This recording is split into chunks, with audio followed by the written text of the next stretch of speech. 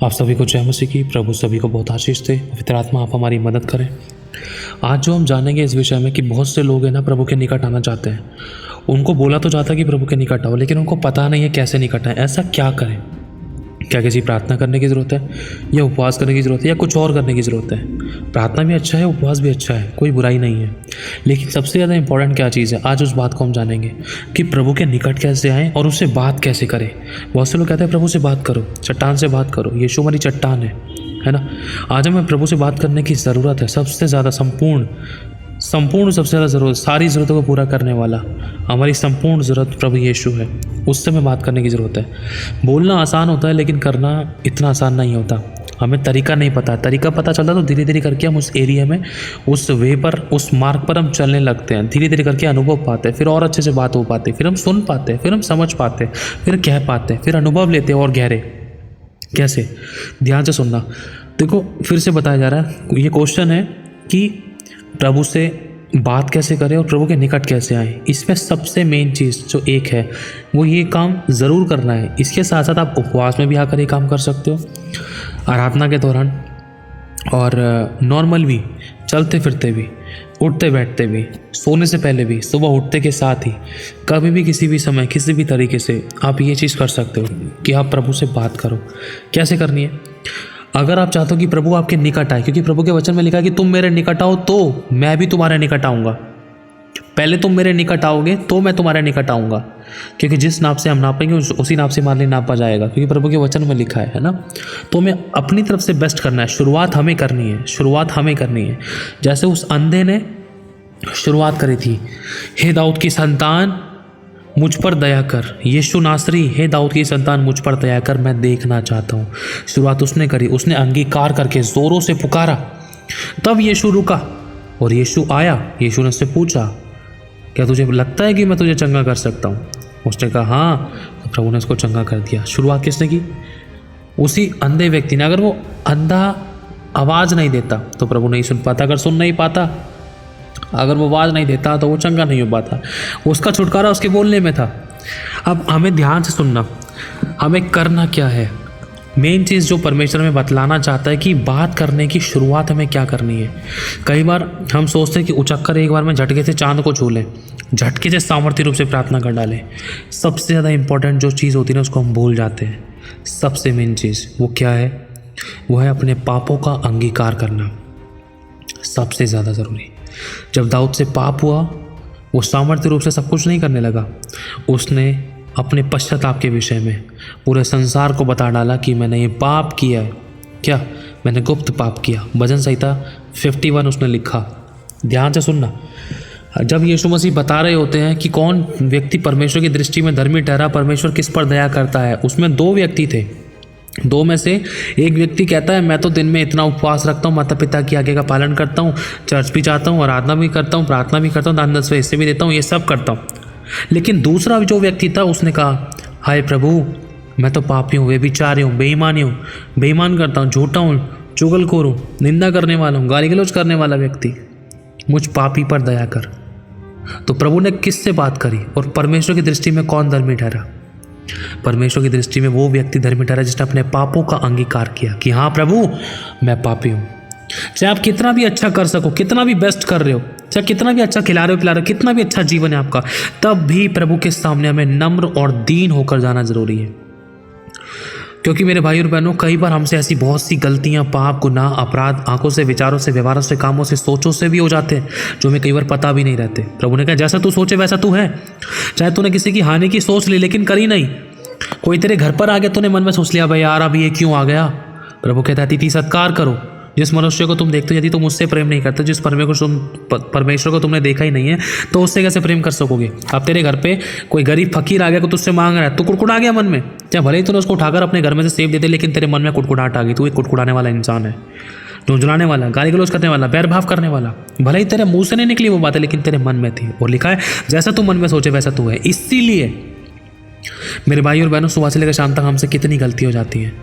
आज प्रभु हमें सिखलाना चाहता है, धर्मी वो है जिसका पाप क्षमा किया गया, और पाप उसी का क्षमा होता है जो अपने पापों को अपने प्रभु के सामने, हमारे प्रभु यीशु के सामने जाकर मानता है। हे प्रभु, मेरे पापों को क्षमा कर, मैंने ये पाप किया, मेरी गलतियों को, पापों को, गुनाहों को, अपराधों को जो मैंने किसी भी प्रकार से जाने और अनजाने में किया, मुझे क्षमा कर दे। सुबह से लेकर शाम तक जो आपको याद है, जिसके भी विषय में आपने किया, आप प्रभु के सामने बोलो, प्रभु मैंने आंखों से इसके विषय में, विचारों से इसके विषय में, हाथों से इसके विषय में, भाइयों से, बहनों से, ब्रदर से, सिस्टर से, माता पिता से, आगुओं से, कलीसिया से, शिक्षकों से, विश्वासियों से, गली मोहल्लों से, किसी के भी विषय में प्रभु मैंने जो भी पाप किया, आप अपने पापों को प्रभु के सामने बताओ। प्रभु को सब पता रहता है, लेकिन प्रभु ये देखना चाहता है कि क्या मेरा बेटा मेरे सामने ईमानदार रहेगा, क्या वो बताएगा अपने पापों को आके मेरे पास, या छुपाएगा। जो छुपाया जाता है वो पाप है, और परमेश्वर की आंखें सब चीज़ों को जांच और परख लेती हैं। परमेश्वर के सामने अधोलोक और विनाश लोग खुले रहते हैं, वरन मनुष्य के मन में। लेकिन बाप एक इच्छा रखता है कि मेरे बेटे तू मेरे पास आके बता तो दे, बता देगा तो तुरंत क्षमा मिल जाएगी और तुझे फिर से नया कर दूंगा मैं। और परमेश्वर धर्मी जन की दुहाई पर कान लगाता है। धर्मी वो है जिसके पाप क्षमा किए गए। यीशु का लहू में धर्मी बनाता है, और जब तक पाप क्षमा नहीं होंगे जब तक कोई स्वर्ग नहीं जा सकता। लिखा है पापों ही के कारण इंसान की भलाई नहीं होती। प्रभु मेरा ये काम क्यों नहीं हो रहा, ये काम क्यों नहीं हो रहा, ये समस्या क्यों, बीमारी क्यों, तकलीफ क्यों, घाटी क्यों, कमी क्यों, कर्जा क्यों, ये समस्या, ये प्रॉब्लम, ये गड़बड़ियाँ क्यों? क्योंकि पाप है। हम सब कर रहे हैं लेकिन अपने पापों का अंगीकार नहीं कर रहे हैं, अपने बोल नहीं रहे कि प्रभु मैंने ये पाप किया, मुझे क्षमा कर दे।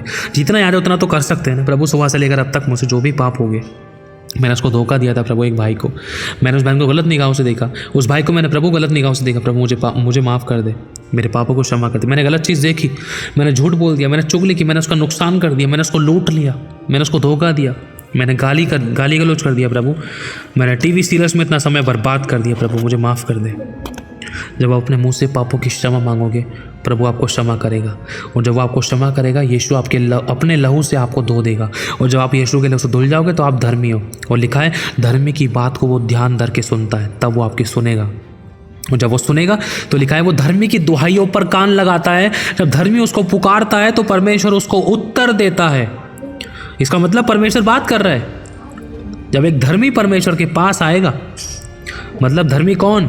जब हम मान लो मैंने पाप कर दिया, मैंने झूठ बोल दिया, मैंने गाली बक दी, या मैं कुड़कुड़ा गया, मुझे बोलना पर थोड़ी देर में ही जैसे ही मेरे को मौका मिलता है तुरंत प्रभु मुझे माफ़ कर दे, मैं कुड़कुड़ा गया, मैंने गाली बक दी, मैंने झूठ बोल दिया प्रभु उस बहन के प्रति, उस भाई के प्रति, उस ब्रदर सिस्टर के प्रति, अपने पापा के प्रति, मुझे माफ़ कर दो प्रभु, तेरे लहू से मुझे धो दे यीशु, मेरे से आगे से ऐसी गलती ना हो, मुझ पर दया कर, मेरे अंदर तेरा डर दे, मुझे पवित्र कर, और ऐसी परिस्थितियाँ मेरी ज़िंदगी में ना आए, मुझे बुराई से बचा, बुरे कामों से, बुरे व्यवहारों से, बुरे शब्दों से, बुरे सोचों से मुझे बचा ले प्रभु, मेरे को परीक्षा में ना पड़ने दे। यीशु के नाम से प्रार्थना को मांगता हूँ, आमीन।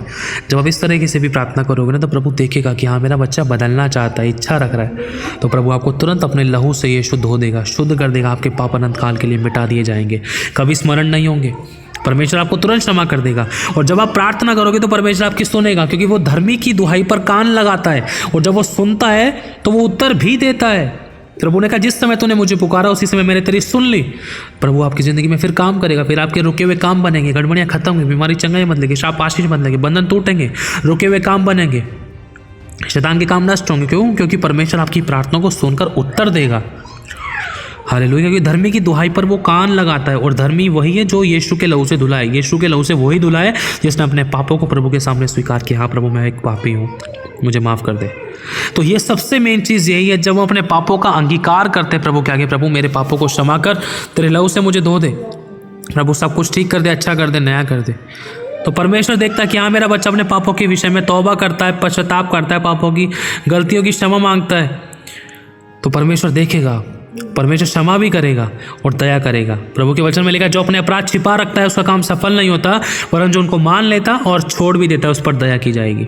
अगर आप दया चाहते हो, अगर आप चाहते हो कि प्रभु से बात करें, अगर आप चाहते हो कि प्रभु के निकट आए, तो सबसे पहला स्टेप यही है जो उपवास रखने से पहले भी हमें करना है। प्रभु की उपस्थिति में बैठते के साथ ही, प्रभु के चर्च में भवन में पहुंचते के साथ ही, प्रभु की संगति में शुरुआत में ही सबसे पहले प्रभु मेरे पापों को क्षमा कर दे। पश्चाताप करोगे ना, परमेश्वर देखेगा हाँ इससे गलती हुई थी, इसने माफ़ी मांग ली, चलो अब आगे बढ़ते हैं। हाँ बेटा बोल, समझ रहे हो? मान लो मैं एक बेटा हूँ, मेरे पापा हैं, मैंने पापा के बटुआ चुरा लिया, बटुआ चुरा के बाहर में पैसे खर्च करके आ गया, पापा को पता चल गया कि बटुआ मैंने चुराया। अब पापा चाहते हैं कि मैं अपनी गलती को मानूं। अब पापा ने मेरे लिए कुछ अच्छी चीज़ रखी हुई है, लेकिन पापा की इच्छा है, मेरे बेटा तूने गलती चोरी कर दी, तू मेरे सामने बस बोल दे पापा मैंने चोरी कर दी, मुझे माफ़ कर दो।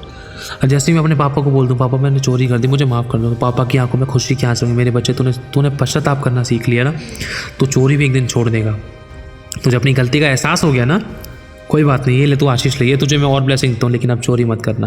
तो उस पर मैंने दया की है, तुझे जो चीज़ चाहिए मैं तुझे दूंगा, तू मुझसे मांग ले, लेकिन चोरी मत कर। परमेश्वर आपको अपने तरीके से सिखाएगा, वो वाली बात अलग है, लेकिन बाप को इस बात से ज़्यादा खुशी होगी कि बेटे ने अपने पापा को बता दी कि हाँ प्रभु पापा मैंने चोरी की। अगर बेटा बाप को नहीं बता रहा है लेकिन फिर भी बाप को पता है, आप सोच कर देखो, बाप देना चाहता है बच्चे को बहुत कुछ, लेकिन बाप को पहले ही पता चल गया चोरी पे चोरी कर रहा है बेटा, लेकिन अपनी गलती मान भी नहीं रहा है। अब तो उसको जो मैंने रखा था वो भी नहीं देना, प्रॉपर्टी भी इसके नाम नहीं करनी, कोई बरकत नहीं देनी, कोई ब्लेसिंग नहीं देनी, कोई आशीष नहीं देनी। क्यों? क्योंकि उसको अपनी गलती का एहसास ही नहीं है। और चोरी और सीना चोरी, अपनी गलती मान भी नहीं रहा है, इसको अपनी गलती का एहसास ही नहीं हो रहा है, और ये भी नहीं बोला कि मेरे से गलती हो गई या जानबूझकर मैंने कर दिया। तो उसको देने से क्या फ़ायदा? जब ये मेरे साथ वफादार नहीं तो किसी और के साथ नहीं हो सकता। समझ रहे हो? तो आज प्रभु आपसे और मुझसे चाहता है, अगर हम बात करें उससे, अगर आप चाहते हो कि परमेश्वर पिता आपसे और मुझसे बात करें, सबसे पहला हमें अपने पापों का अंगीकार करना है, उससे बात करो। समझो आपके सामने बैठा है, पापा मैंने मेरे पति के विषय में कुड़कुड़ा गई, मैंने पति की चुगली कर दी, परिवार की सास की चुगली कर दी, दोस्त लगाया, बुराई की कमी निकाली, ठट्टा किया, अनादर किया, गाली गलौज किया, कड़वाहट रखी, विरोध किया, मैंने जलन रखी, मैंने इसको माफ़ नहीं किया, उसको माफ़ नहीं किया, मैंने तेरे ऊपर दोष लगाया, प्रभु मुझे माफ़ कर दे, मैंने लोगों पर, मैंने शैतान पर दोष लगाया, मुझे माफ़ कर दे। जब अपने पापों को प्रभु के सामने मानोगे ना, प्रभु खुश होगा। मेरे बच्चे तुझे अपनी गलती का एहसास हो गया, देख मैं तुझे तुरंत क्षमा करता हूँ, जहाँ तेरे पाप क्षमा हुए, लेकिन तू फिर पाप ना करना। प्रभु को पता है अपने बच्चों के बारे में, गलतियाँ हो जाती है, लेकिन प्रभु बस यही इच्छा रखते हैं, मेरे बेटे तू मेरे पास आके मान ले और इच्छा रख, मैं बदलना चाहता हूँ, और कोशिश भी कर। हालेलुया। ये तरीका है जब एक बाप के पास, अगर हम चाहते कि परमेश्वर से बात करें तो सबसे पहले अपने पापों का, अगर हम यशाया के बारे में पढ़ते हैं, यशाया परमेश्वर की वेदी के सामने गया, परमेश्वर का सिंहासन देखा, जैसे ही यशाया ने परमेश्वर को देखा तुरंत उसने बोला, हाय प्रभु यहोवा मैं तो अशुद्ध होठ वाला मनुष्य हूँ। वो तो अपने आप को कोसने लगा था यशाया। जैसे ही उसने अपने आप को कोसा तो परमेश्वर ने बोल दिया, जा तुझे माफ़ कर दिया, ले तेरी जुबान को आज से मैं पवित्र करता हूँ। और तो और सामर्थ्य रूप से, मतलब और सामर्थ्य रूप से परमेश्वर ने यशाया को इस्तेमाल किया, और बड़ी बड़ी खतरनाक भविष्यवाणियाँ यशाया के द्वारा हुई। खुदा आपको और मुझे क्यों नहीं इस्तेमाल करेगा? लेकिन बात सारी यही है, पाप की दीवार आपके और मेरे बीच में आ रही थी, जिसमें हमें अपने हिस्से का काम ये करना है कि प्रभु मुझ पापी पर दया कर, मेरे पाप क्षमा कर। जैसे उस डाकू ने क्रूस पर कह दिया था कि हे प्रभु तू तो सही है, हम तो अपने किए हुए की सजा पा रहे हैं, मतलब उसने अपनी गलती का एहसास कर लिया, तू तो सही है, तू तो पवित्र है, लेकिन हम जो यहाँ लटके हैं प्रभु, हम तो अपने किए हुए, हम तो अपनी गलतियों के कारण लटके हैं। प्रभु तेरा राज्य है तो मेरी शुद्धि लेना। प्रभु ने तुरंत उस एक ही डाकू से कह दिया, जब मेरा राज्य आएगा तो हाँ मैं तेरी शुद्धि लूँगा और तू आज ही मेरे साथ स्वर्गलोक में होगा। लेकिन दूसरे डाकू को नहीं कहा, क्यों? क्योंकि उसने माना ही नहीं। यही चीज़ है। हालेलुया। अब ताली एक हाथ से नहीं, दो हाथ से बजती है। आप अपने हिस्से का काम करो, प्रभु अपने हिस्से का काम करेगा। करके तो देखो, ये तरीका है परमेश्वर से बात करने का और उसके निकट आने का। ये तरीका है उसके निकट आने का, यही तरीका है। जब एक बच्चा बाप के सामने जाता है ना, पापा मेरे से गलती हुई, तो बच्चा पापा का और प्यारा हो जाता है और प्यार करने लगता है। अरे मेरा बच्चा कितना ईमानदार है, हाँ गलती कर दी, कोई बात नहीं, ज़रूरत थी, ठीक है, समझ गया, कैसी भी कंडीशन थी, चोरी तो चोरी, चाहे ज़रूरत में करी चाहे कैसे भी करी, लेकिन बेटा तुम मुझसे मांग सकता था। पाप करने के लिए परमेश्वर अलाउ नहीं करता, चाहे कितनी भी ज़रूरत है। लेकिन कुछ भी परमेश्वर के लिए क्या कुछ काम कठिन है? परमेश्वर नहीं कहता कि चोरी करो, झूठ बोल के कुछ भी काम करो। तो झूठ है, चाहे किसी भी प्रकार से बोला हो, किसी के लिए भी बोला हो, कैसी भी कंडीशन में बोला हो, चोरी है, झूठ है, बुराई है। प्रभु कहता है क्या मेरे अंदर इतनी सामर्थ्य नहीं, क्या मैं कुछ कर नहीं सकता, मैं रास्ता नहीं खोल सकता, मैं आश्चर्य कर्म नहीं कर सकता, मैं मन नहीं बदल सकता, मैं विचार परिस्थिति नहीं बदल सकता? हमारे मांगने, हमारे विचारों में कमजोरियाँ कहीं ना कहीं कमी पाई जाती थी, इसलिए हम गलत कदम उठाते थे। लेकिन प्रभु चाहता पश्चाताप कर, मन फिराओ, मेरे पास आ, तब मैं भी तेरे निकट आऊँगा। जब प्रभु निकट आएगा सब काम होंगे। हालेलुया। प्रभु आशीष आप सभी को जय मसीह की। आज पूरी कोशिश करना।